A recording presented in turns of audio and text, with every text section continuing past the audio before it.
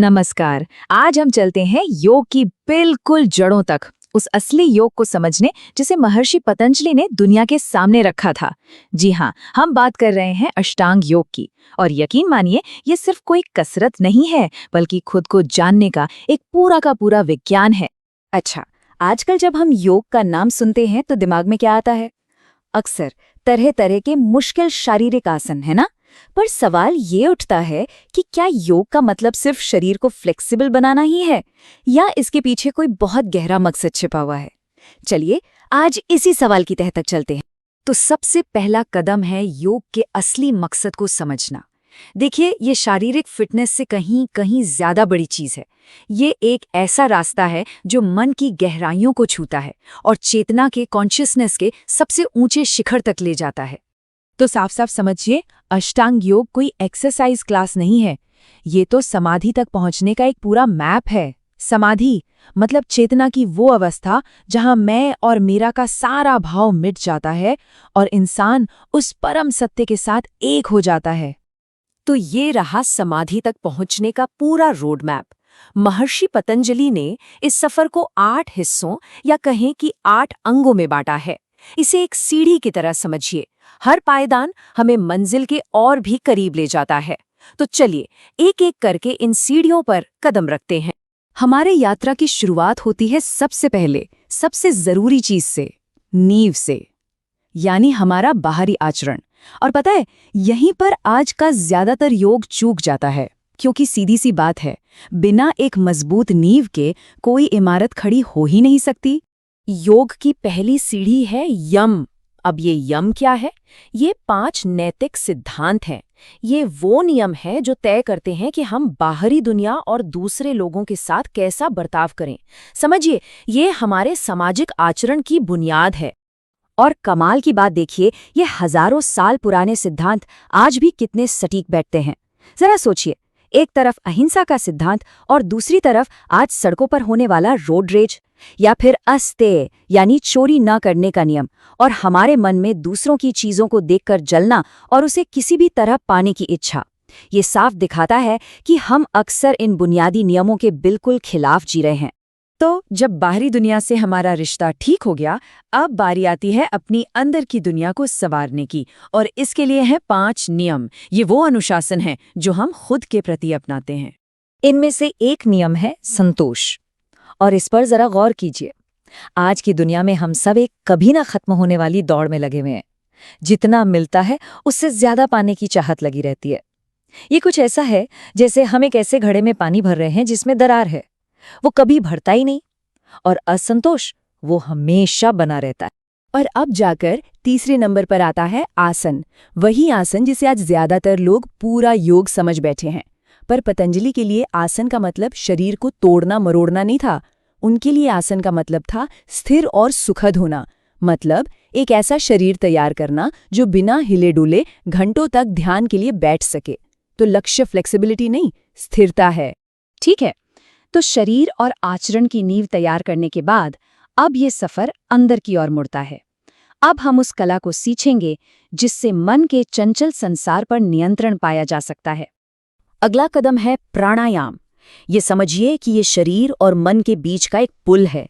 हमारे मन में जो 24 घंटे विचारों की एक बकबक चलती रहती है ना, उसे शांत करने का सबसे शक्तिशाली औजार कहीं बाहर नहीं, हमारी अपनी सांस है।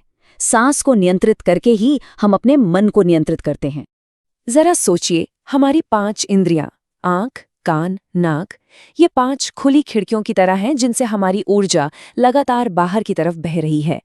प्रत्याहार का मतलब है उन खिड़कियों को बंद करना, उस सारी ऊर्जा को वापस अंदर की ओर खींचने की कला, ताकि उसे किसी बड़े काम के लिए सहेजा जा सके। अब जब इंद्रियों से समेटी हुई सारी ऊर्जा हमारे भीतर जमा हो जाती है, तब हम धारणा का अभ्यास कर सकते हैं। धारणा का मतलब है उस सारी शक्तिशाली ऊर्जा को एक लेजर बीम की तरह बस एक ही बिंदु पर फोकस करने की काबिलियत। पर यहीं पर एक बहुत जरूरी चेतावनी भी है। जब इतनी सारी ऊर्जाएं एक जगह पर केंद्रित होती हैं, तो कुछ असाधारण मानसिक शक्तियां, जिन्हें सिद्धियां कहते हैं, वो जाग सकती हैं। और ये एक बहुत ही खूबसूरत जाल है। अगर कोई योगी इन शक्तियों के खेल में उलझ गया, तो उसका अहंकार उसे मंजिल से कोसों दूर भटका सकता है। तो अब हम इस यात्रा के अंतिम और सबसे गहरे पड़ाव पर पहुंचते हैं। यहाँ बात शरीर या मन की नहीं होगी, अब बात होगी आत्मा और उस उच्च चेतना की, उस हायर कॉन्शियसनेस की। 7वां अंग है ध्यान यानी मेडिटेशन। और यहाँ योग का सबसे बड़ा रहस्य छिपा है, वो ये कि ध्यान किया नहीं जाता, ये घटित होता है। जी हाँ, ये कोई काम नहीं है जो हम करते हैं, बल्कि ये एक अवस्था है। जब सारी तैयारियां, पहले के 6 अंग पूरे हो जाते हैं, तो ध्यान अपने आप उतर आता है। इसे ऐसे समझिए, क्या कोई जबरदस्ती सो सकता है? नहीं, हम बस सोने के लिए सही माहौल बना सकते हैं, है ना?